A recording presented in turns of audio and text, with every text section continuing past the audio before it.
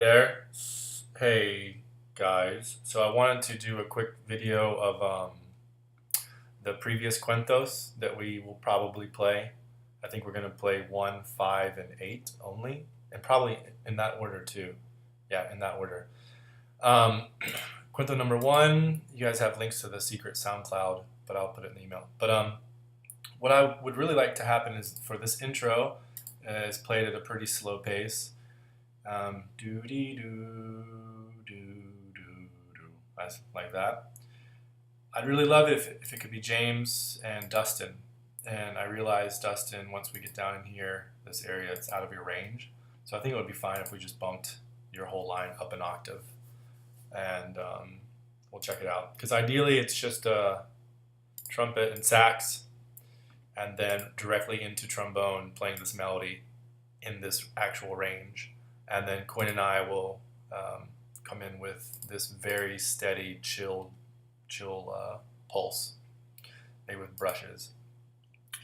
And on the repeat, I'm thinking that James will take over the melody.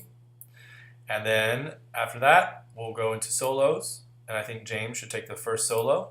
And I'd like to keep this one short, and I'd like everyone to solo on this. So I'm thinking that we'll just play through these changes. So it's four measures of this chord here and 4 measures of this chord. It's basically this as written. So I'm thinking just twice through one per solo. So just 16 bar solo. And I think it would be cool if it was trumpet, sax, trombone in that order. And then after the trombone goes through their second 8 bars of solo, the trombone will go and play the melody again. And we'll just play through the melody one time at the end. We'll do a short breath here, and then we'll play the intro, all of us. So maybe James and Dustin on the treble clef this time, and then Matthew and Naomi here. But the idea is we play the intro backwards. So we start here with this half note and work our way up here, and we kind of like put a fermata on this note and just let it kind of fade out. And here maybe, on the way out, just kind of like swishing cymbally kind of sounds without a whole lot of real time. So that's the idea for Cuento number 1. Cuento number 5. Number 5. Whoops. Which Quinn and James played at a TMO gig. We're going to do something similar. I'll just start off with this groove. Maybe Quinn and I will just start off directly together, actually. We'll play this a few times, it's just the two of us. And then the idea is that I'm thinking that this will be kind of a Dustin feature. And I know that this is out of the trombone range, but these notes are cued between James and Naomi. So this will be between trumpet and trombone. So it's like this groove is going on. Quinn and I are playing this groove. You guys kind of cue each other to kind of to fade in these notes. Durations are relative, so you're not counting to 4. Whoops. So Naomi is as high as you can grab those notes, and I would say take the bottom note. Or the top note rather. So G, if it's this G down here, that's cool. and James playing this F sharp. Actually, the other way should be trombone F sharp and then James on the top. If both of you end up taking it down an octave, I'm totally fine with that. But I want some sort of like ethereal kind of vibe going on here. And you guys just cue each other. What this means is that this F sharp will just hold through the changing of this G, D sharp, and G as long as you can. Here's a unison G, and it's really cool if you guys hold this note, but you kind of like slowly bend in and out of tuning.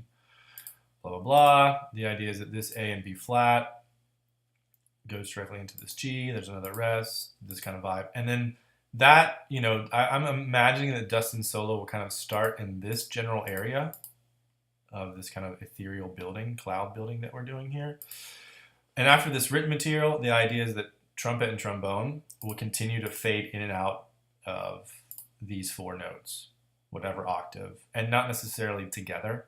You don't have to cue each other anymore. You're on your own. And it's still always chill and kind of like pinched sound. Maybe mute James.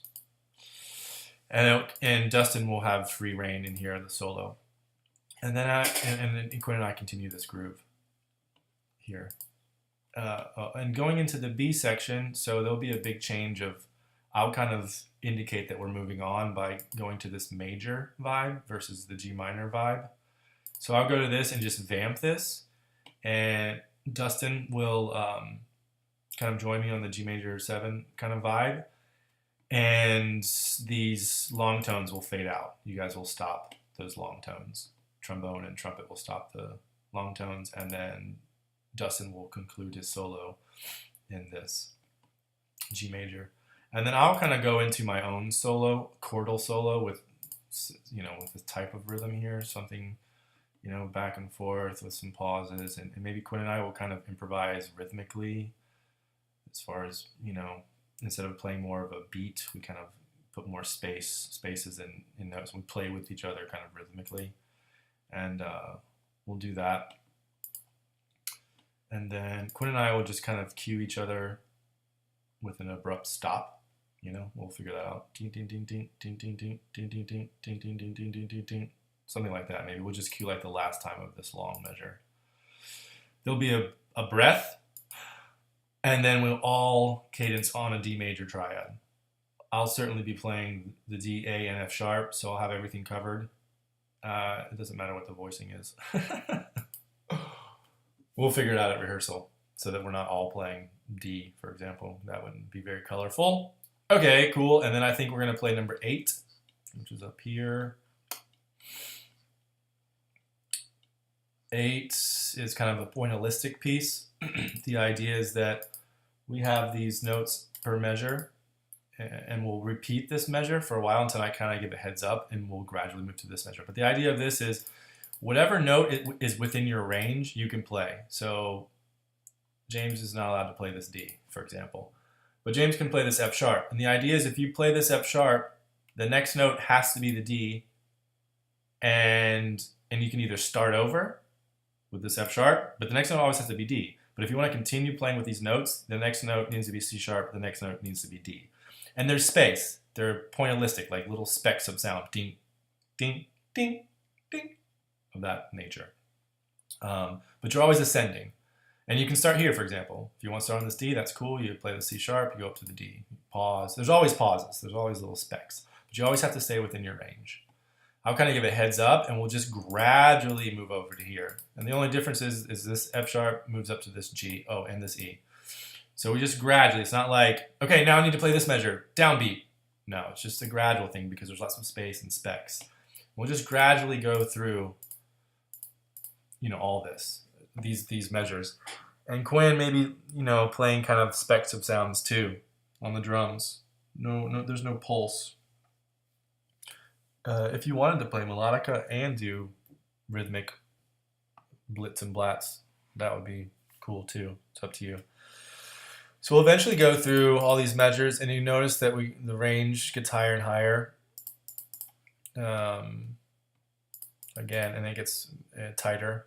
It gets more clustered harmonically. And this will go into a trumpet solo.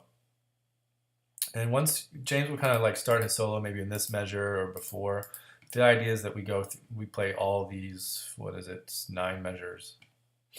And then after that, when James is soloing, we can kind of, it says here, allow yourself to use other cells in support of the solo.